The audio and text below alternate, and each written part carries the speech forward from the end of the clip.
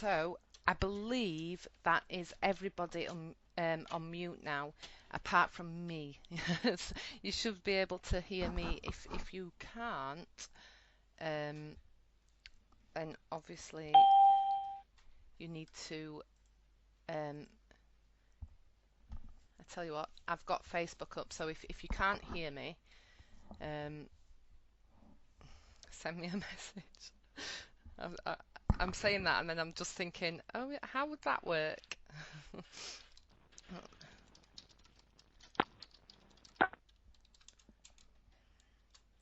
Right. Okay, brilliant. I am going to get started, and before I run into what I want to do tonight, like I said, it's all down to me now, and I just want to make sure the next hour is full of um, unbelievably brilliant content and tips and really good ideas that you can implement straight away and think about, and that you can actually take away, because I want to. Um, I just want I want to give you as much as possible for taking the time out tonight. So thank you. And before I get started, just to I've already said it will be you can relax. But on top of that, I just want to say a little note about listening, because I think I've been on a lot of these classes, um, and people tend to say, right, for the next hour, I want your undivided attention. Can you switch off all your social media, your phones, anything and anything and everything, so that you can pay attention and you take it all in. Well, the biggest thing I want to say is just relax. This is your time now, and some of the words that I'm going to be sharing will still go in. You don't have to think about them that much at all, and just have a little fun. Like I say, some people did send me questions beforehand, which I'll try and get through them all.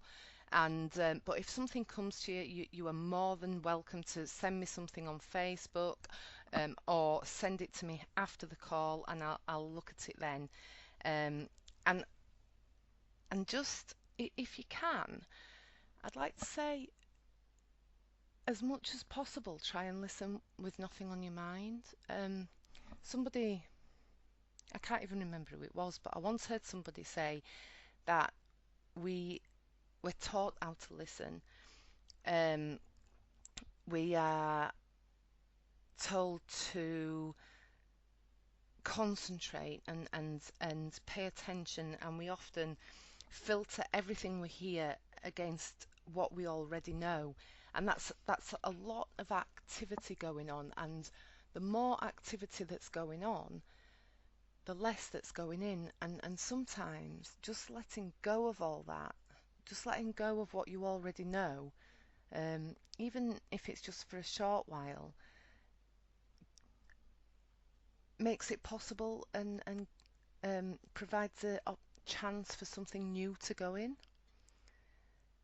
So, and the thought of listening like we listen to music really struck me, because um, I have two ways of listening to music actually, and I can either listen to it in the background while I'm getting on with something else and not really pay attention to the words unless something catches my attention, or if it's a really favourite song that I haven't heard in a while, I can listen to it with every fibre of my being.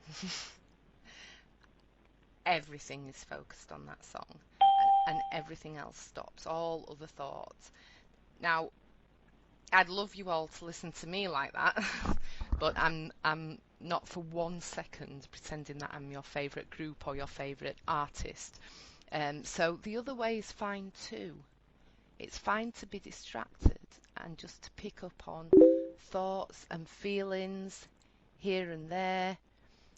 Um,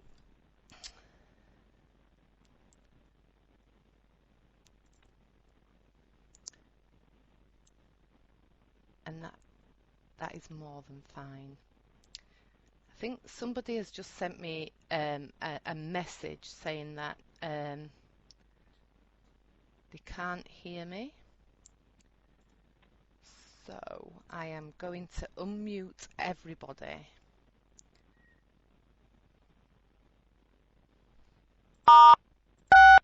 Unmuted. Right, I've just unmuted everyone, and so hopefully you should be able to hear me now.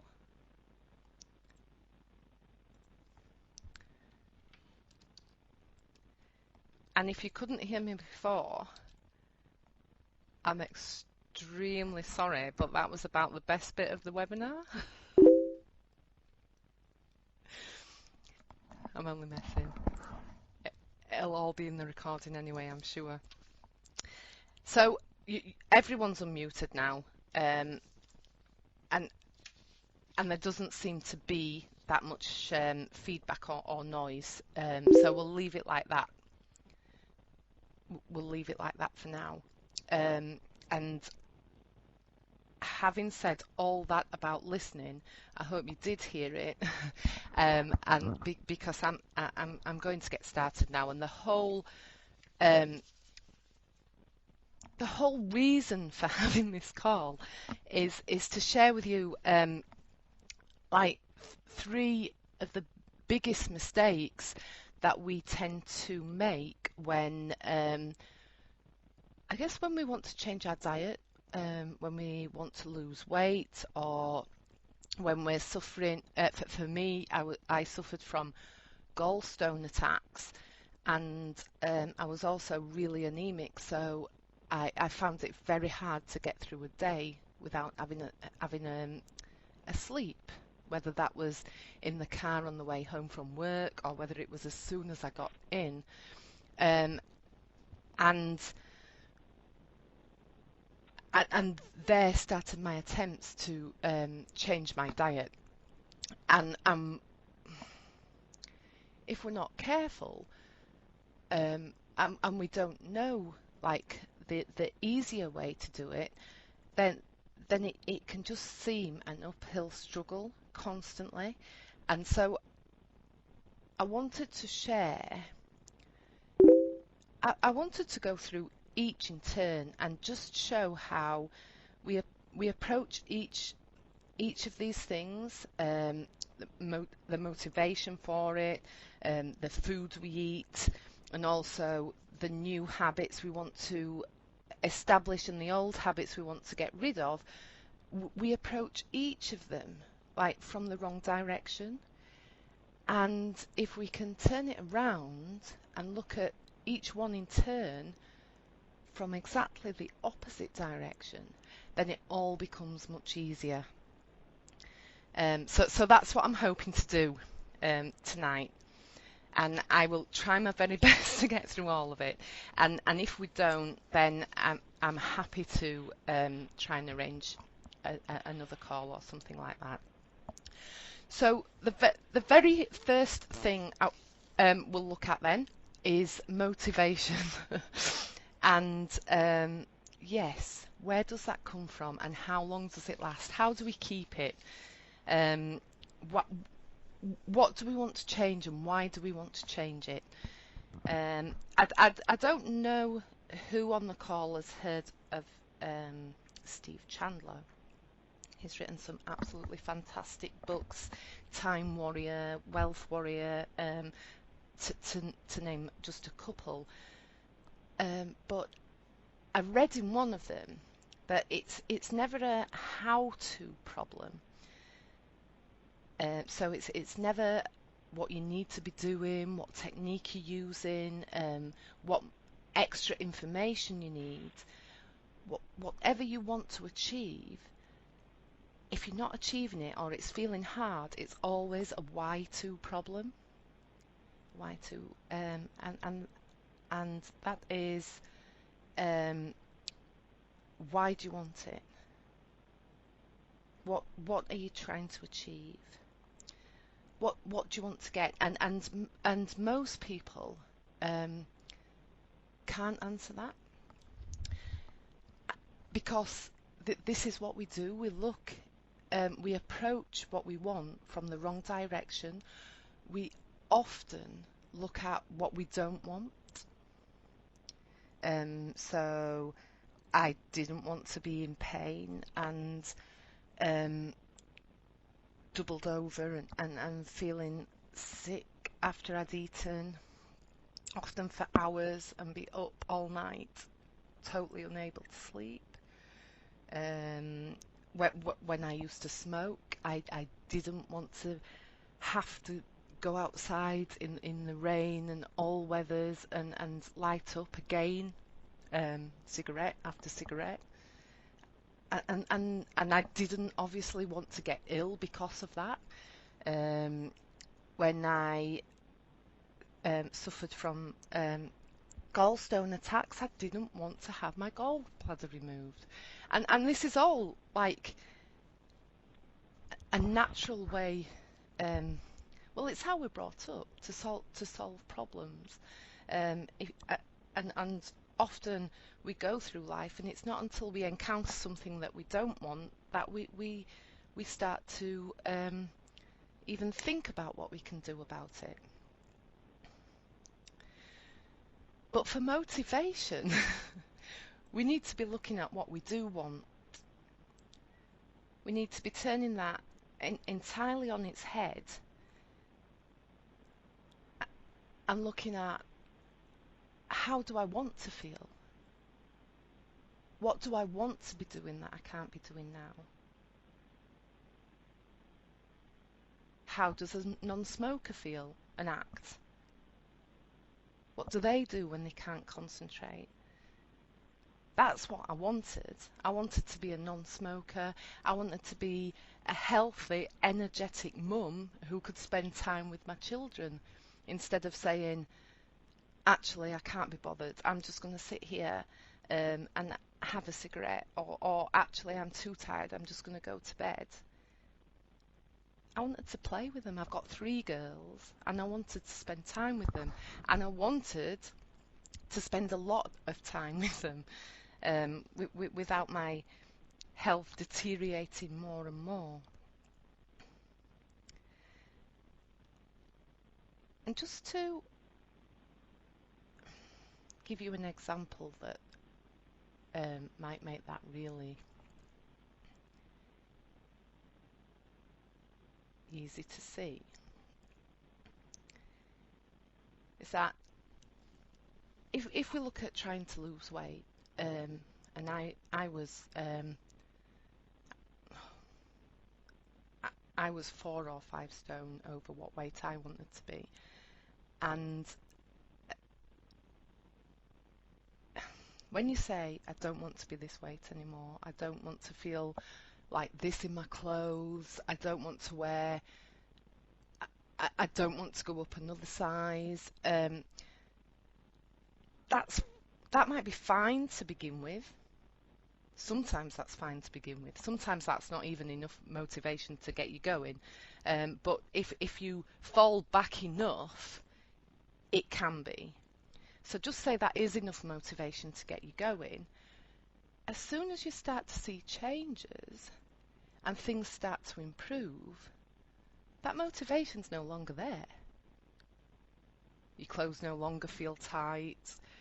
There's not such an urgency to escape that anymore. So it never lasts. And that's why a lot of people make some good progress and then they lapse again. A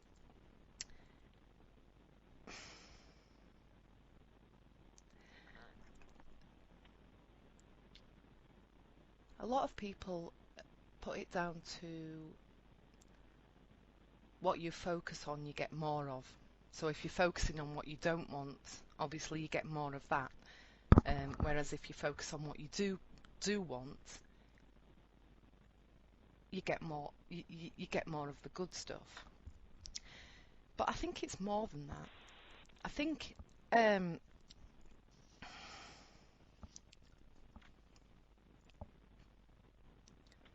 think when you're looking at what you don't want, you're reacting to what already is, and you're forcing yourself into action. You're um, you're saying, I've got to do something about this.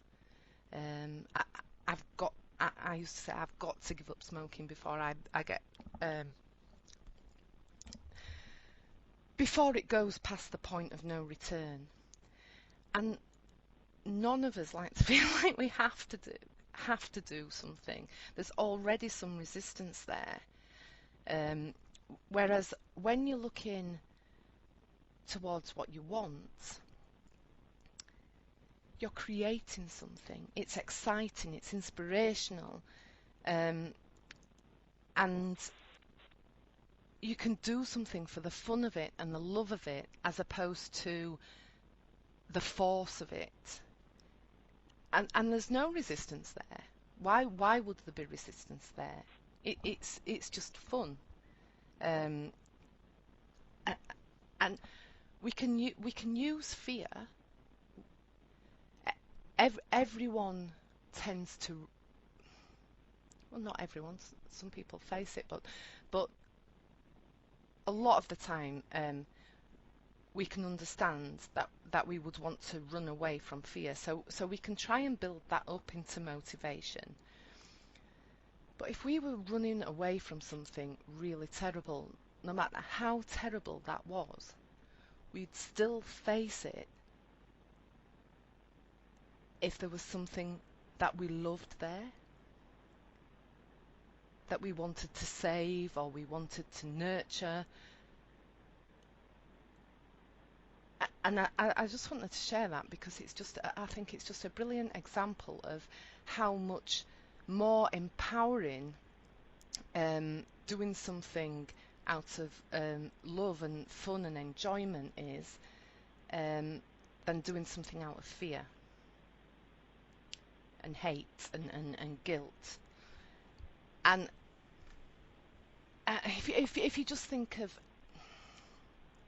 how easily a bride can lose weight to get into the dress of her dreams, and she may never have thought of losing weight before, but all of a sudden there's this perfect image that she's holding of her wedding and her dress, and she'll have all the details of everything that's going on, and the dress and fitting into it and looking the best, that looking exactly how she wants to on that day is just one tiny part of it.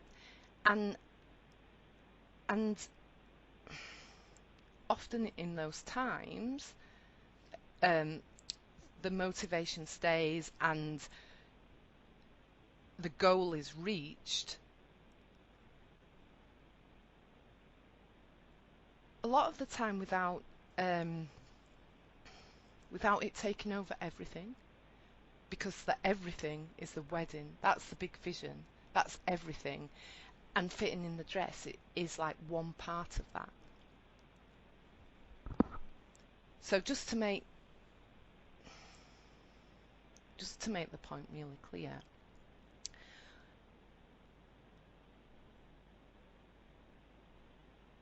often when we try to change our diet, we start because we don't want something. And what I do with all my clients, the very first thing we do when we work together is we look at not what they don't want. We look at what they do want, what they want to create. What would you like? And sometimes losing weight or eating more healthily, that's just a part of it. In fact, often it is. That's just a tiny part of it. What people really want is something much bigger. It's the freedom to go out when they want, to not be turning things down because they don't feel right or they're too tired, and that's where they're trying to get to. And um, the clearer we get on that,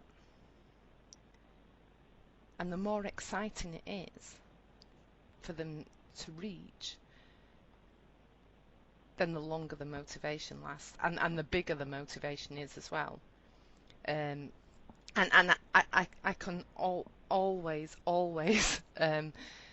tell when people have found exactly what they want, because the excitement is there straight away, and I get sent the full breakdown. This is what I want, and this is why I want it, and when I've got this, I'm going to do that, and then I'm going to go on, and yeah, I'm going to go on that walk I want to do. I'm going to go on the holidays I want to do that I normally avoid because I don't um, feel comfortable on them. And so that's the first thing that I wanted to share tonight. Rather than looking at what you don't want, what you're fed up with, um, turn it round. Get as clear as you can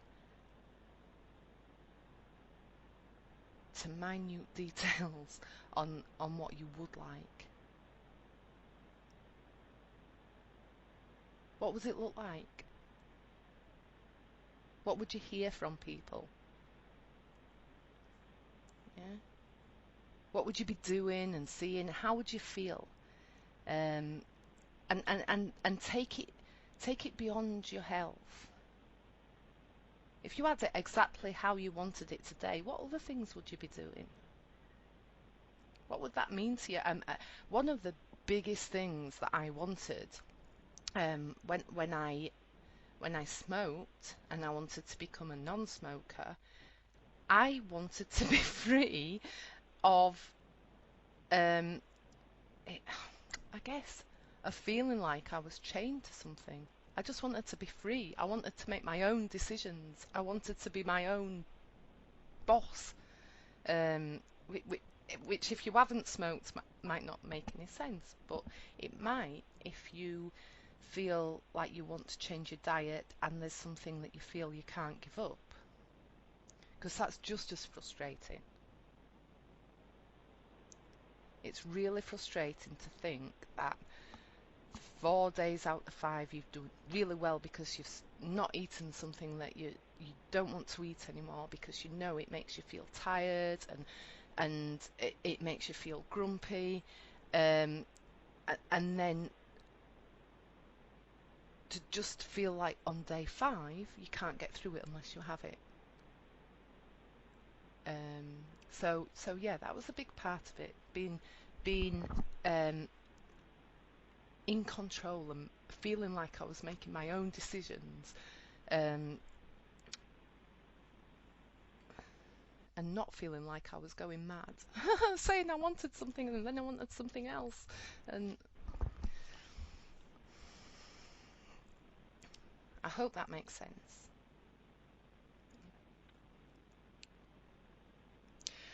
So the second mistake that a lot of people make, and um, I've made it tons in the past, and you may have made it, and you may actually know a better way now, and that's brilliant.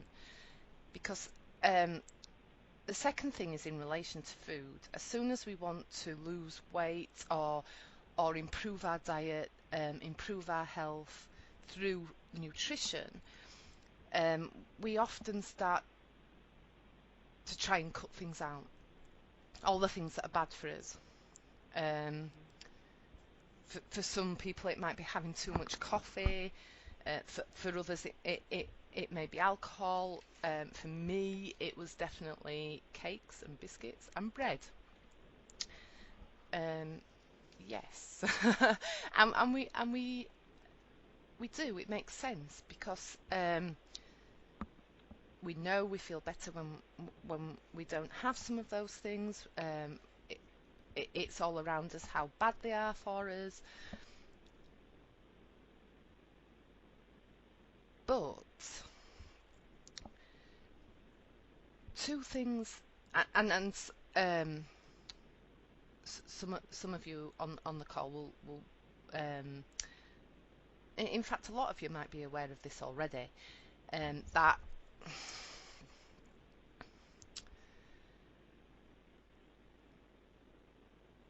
we can eat a lot and still be hungry. In fact, we can eat a lot and our bodies can still be starving, because every single cell in your body needs nutrients and specific nutrients to do its job. And unless it's getting those, then your body will still say that you're hungry. So you could eat all the food in the world, and if it's not giving the cells of your body what they need, you're still going to be hungry.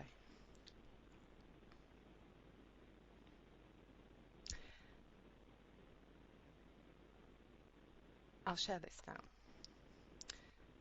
So if we turn that round and look at it in the opposite direction, and instead of focusing on what we should cut out of our diets, if we focus on what we should add to our diets, when you start adding all the food you need, and you start feeding your cells, and they're getting everything they need for all the reactions and all the growing and the repairing that they need to do, and all the functions that are going on within your body,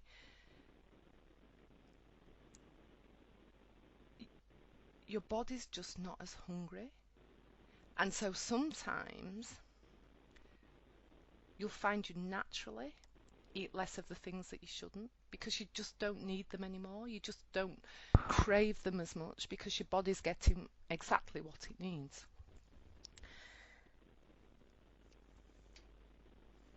And another point I was going to say on that is that our bodies know what they're doing as well. And there are a lot of foods that are actually quite harmful to the body, and the body doesn't know what to do with them. And it can't break them down fast enough. If we have too many, it can't get rid of them fast enough if we don't give our bodies time to go through its natural detoxification process. And so what the body will do is it will store them in fat, because it needs, because if they're stored in fat, they can't harm the body. And also it's fat that helps break them down.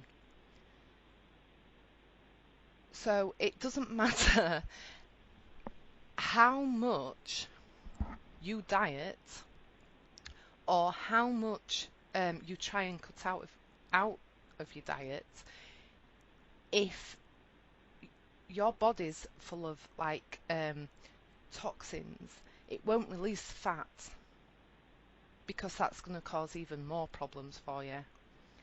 So again, adding the nutrients that your body needs, adding things like omega-3s and like natural detoxification foods, like lemons and cucumber, chia seeds and flax seeds, things like that, that will help flush toxins from your body. And then your body has no need to hold on to the fat, and so the whole thing becomes easier. And it's just it's almost like we can make it hard on ourselves, we can make it an uphill struggle, or we can work with the body. We can give it what it needs, and the body will do like a lot of the hard work for us.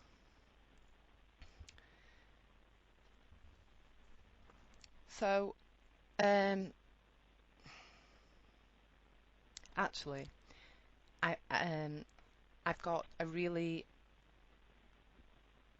good module that I normally share with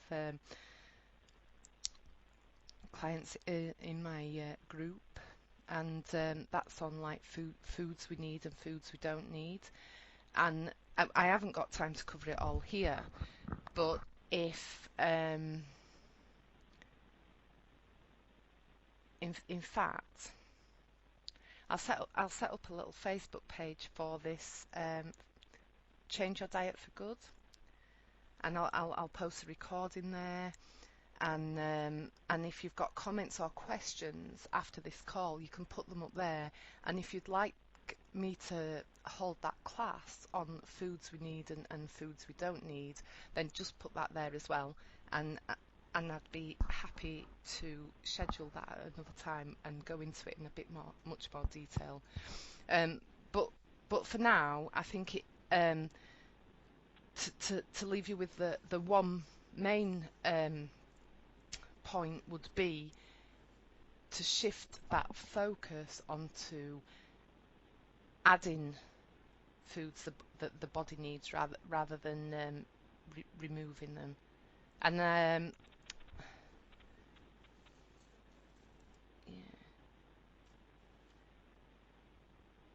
I did have a question about that actually. Sorry, I'm just trying to look down. Something about yeah, there it is.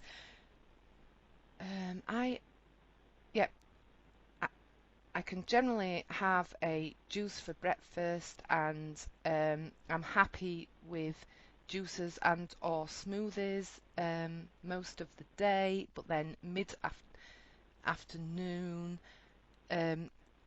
yeah, mid afternoon I just have to eat everything. My juices contain lots of fruit and veg, and they've listed all the different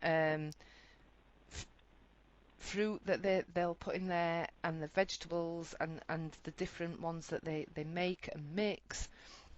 Um, but for me, there doesn't seem to be any essential oils in there, any protein in there. There's nothing that's going to keep them full, and give them energy for any vast amount of time. And so it's no wonder that all of a sudden they get hungry, and they have to eat everything, because there doesn't seem to be anything substantial in there. So I would just say to that, if you try perhaps adding you know, some of the green juices, adding an avocado, so you're getting some amino acids in there, which are like the building blocks to protein, or if you add some seeds to the smoothies, particularly like hemp or flax seeds or chia seeds, so that you're getting some of your essential fats, and they're quite high in omega-3s as well. Then things like that, and then snack on nuts maybe in between, or even at lunchtime have it doesn't say whether they're vegetarian or not actually, but if you had like some fish with vegetables, or salad, or like some chicken, it's just going to y you're going to get two of the essential food groups that you're just not getting otherwise. Um, but yeah, and that's it, and they're all important. Um, so yes, let me know if you want to go into that more detail, and I'll happily schedule something else. And so the last thing I want to look at is habits, and to me this is the most important aspect of all of this. And I've had a question on this as well. How do you get rid of ongoing negative eating habits? And another one as well, especially when you're stressed, or you haven't got time to think about it.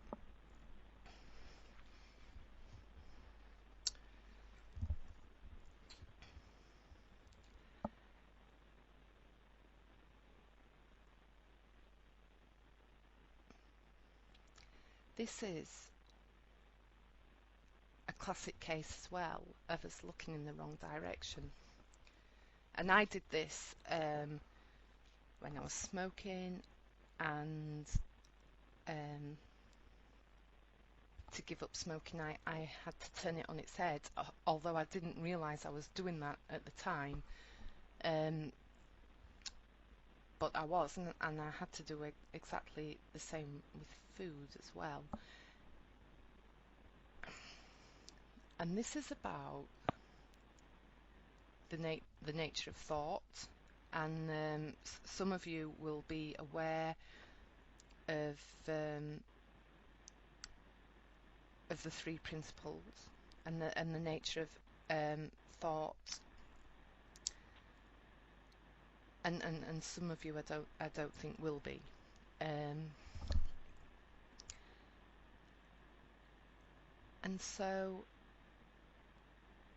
just to give a little bit of background,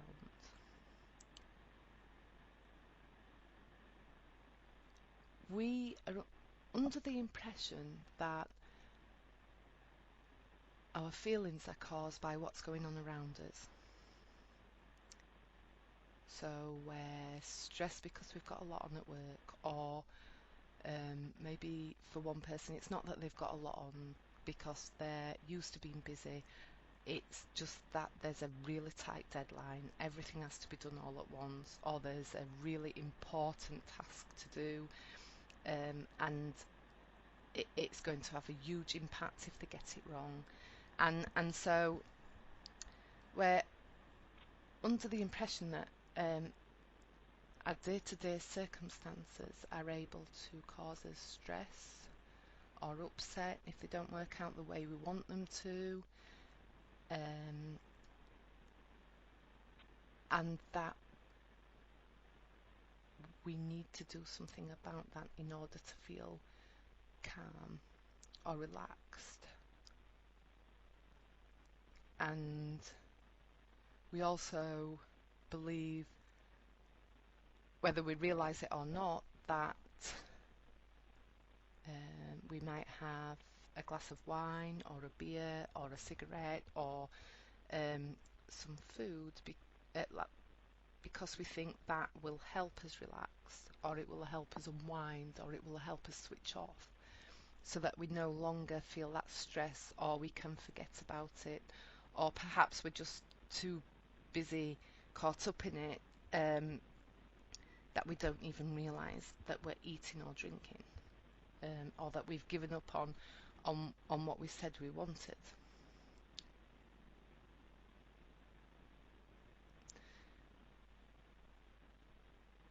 But in actual fact, our feelings are only ever caused from what we're thinking in the moment. They're not caused by anything else. Which may, if you've not heard that before, or something similar, you may think that that sounds a little bit strange. I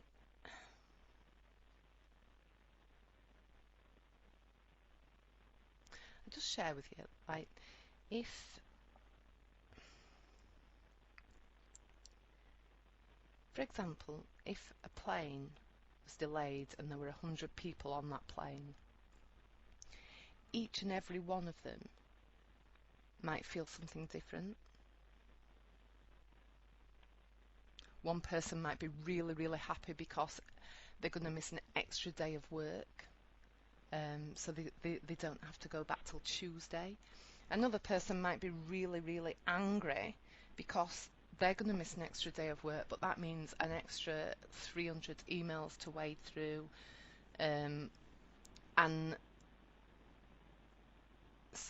someone might just get really anxious because they're thinking about the taxi they booked and how they're going to sort that out, and how they're going to get to their home when they arrive, and there could be like 100 different reactions to that very same incident, all depending on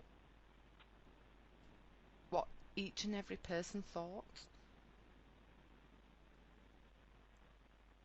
And so it can't be the plane causing the upset or the stress. It's it's just their thinking about it.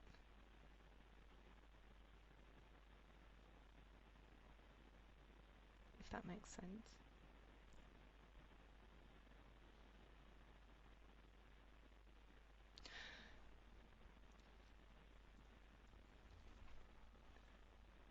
So when you look in that direction,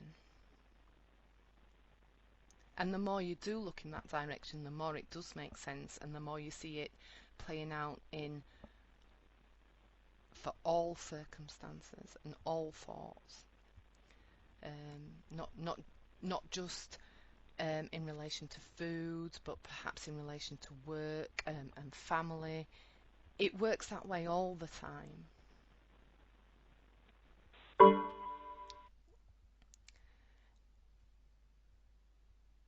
And the more you look in that direction, the more you realize that.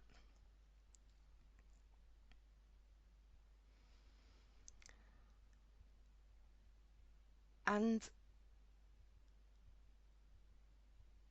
it's not that your circumstances can never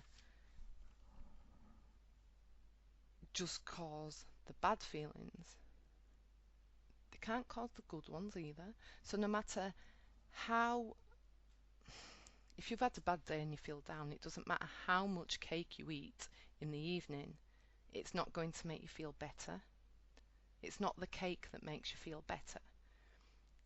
It's whatever you're thinking at the moment, and whatever your thinking is focused on and concentrating on. And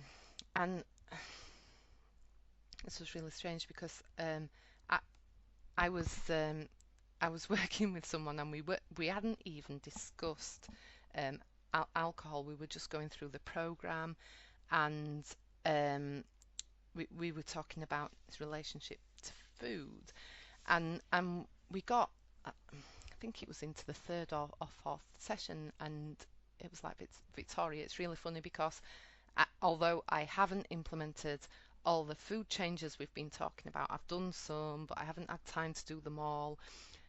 One thing they had noticed was that midweek they just weren't drinking half as much as they used to.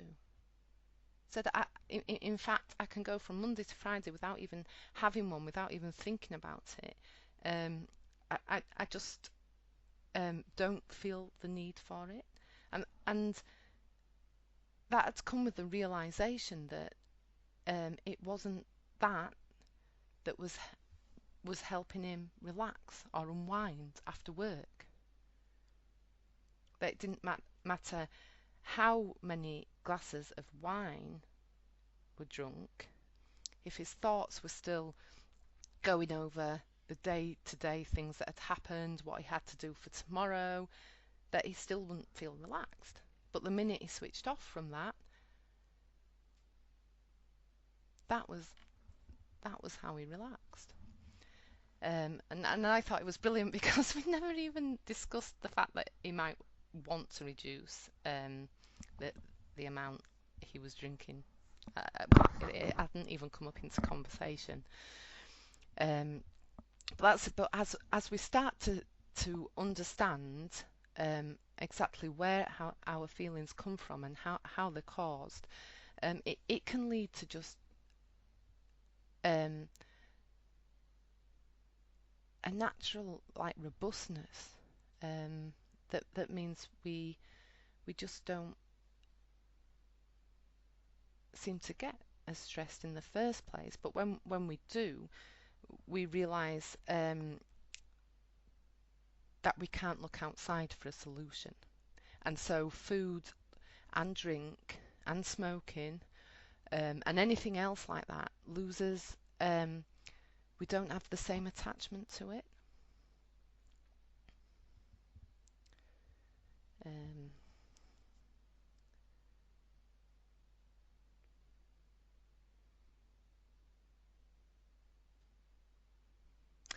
and I could talk about that for hours as well, but I've just noticed the time.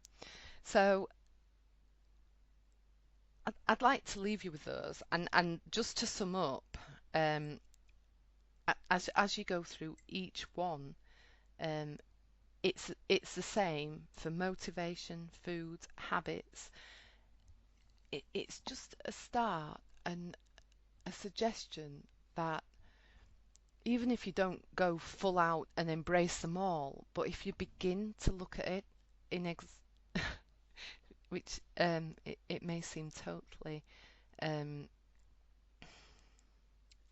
well, it will seem totally at odds if you're doing it the other way. But if you start to look at things from entirely the different direction with a different focus,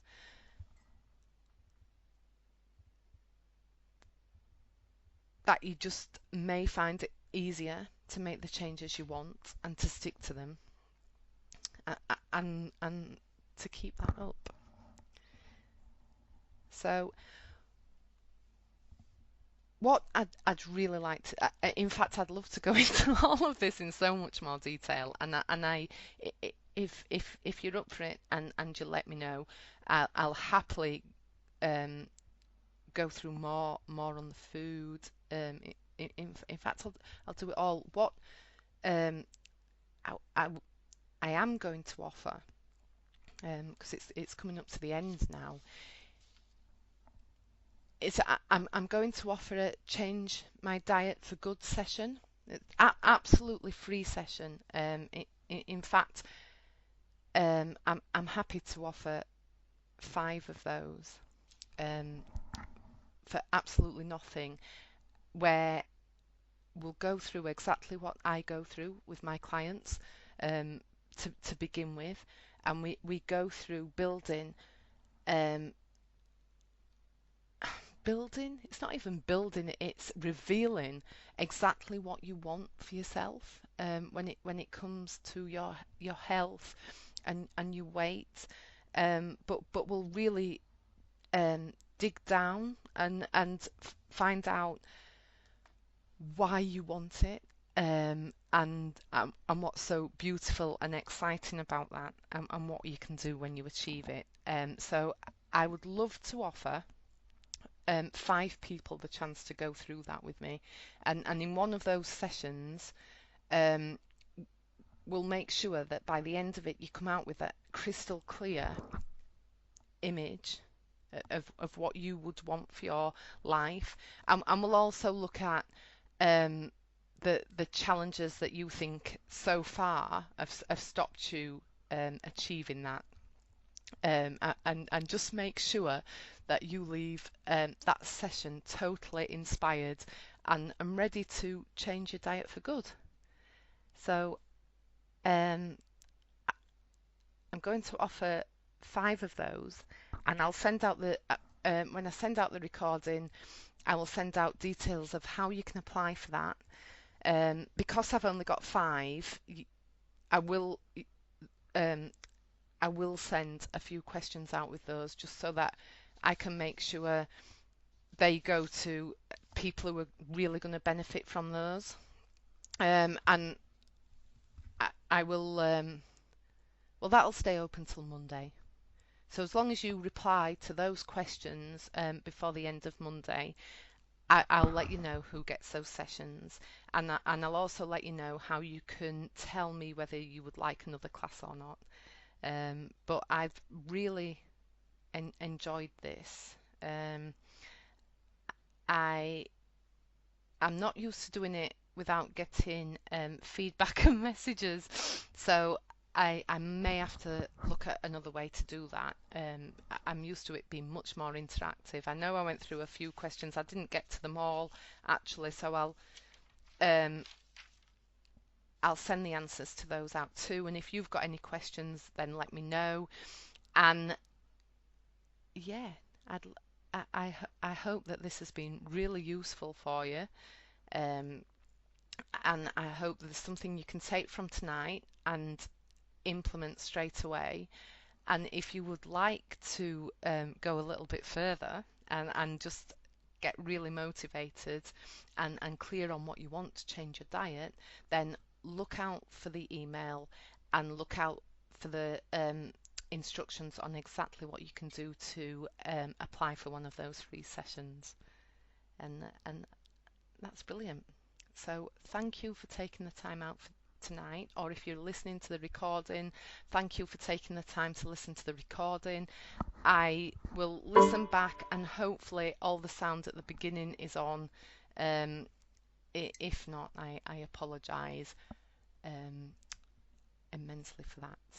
Right, so with that, I will say bye, and I hope you all have a lovely evening, and I look forward to being in touch. Right, thank you.